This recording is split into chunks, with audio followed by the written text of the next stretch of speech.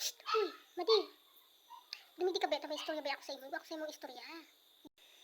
Ay, sus ko, yan naman si Madi. Nag-aaga kung anong istorya na naman ang naaraman.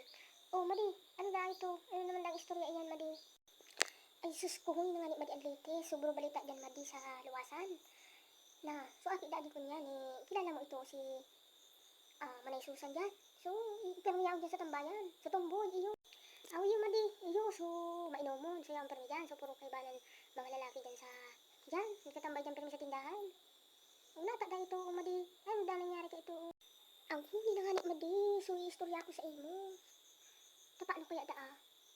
Badus da ito. Sa tomboy, nabadusan da ito. Pero di man da aram ko si ama.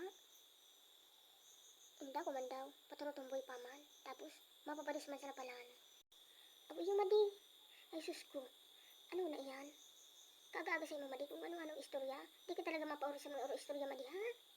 Sus ko man ini si Madi. Di ko nga ni iyan aram. Ay, sus ko man ini si Madi. Chismosa mapauri sa balita. Siyempre, di kita mapauri. Maringani iyan ta, may nakakaabot na balita. Kung di chismosa, di magkararaman sa balita. Magpasalamat ka sa kuya, Madi, ta. Pitidaran ta kapag istorya. Tawa dahi ka nagluwas kay harong naaraman mo sa mga istorya, Madi, ha?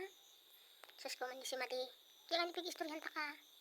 Sus ko man sa imo, Madi. Yung nga yan ang pigsasabi. Pagbados, pigdichismis. Tapos pag yaon na mapaburunyag na, makikaon man sana. Sus ko, Madi. Number 1 ka na kayan dyan na bisita. Tapos ngunya na bados pa sa pigpaparachismis mo. Magbago ka na daw, Madi, tao. Mapasko na naman. Mabagong taon na naman. Ikaday ka pa nagbabago. Sige na lumot, mauli na ako. Dahil ka man lamang nagkisama sa pagchismis ko. Maringani iyan ta. Nakakabot sa mga balita. Sige na lumot, mauli na ako. Sige na. Dahil ako sa magparato dapit kay balita. Dahil ka man nagkisama.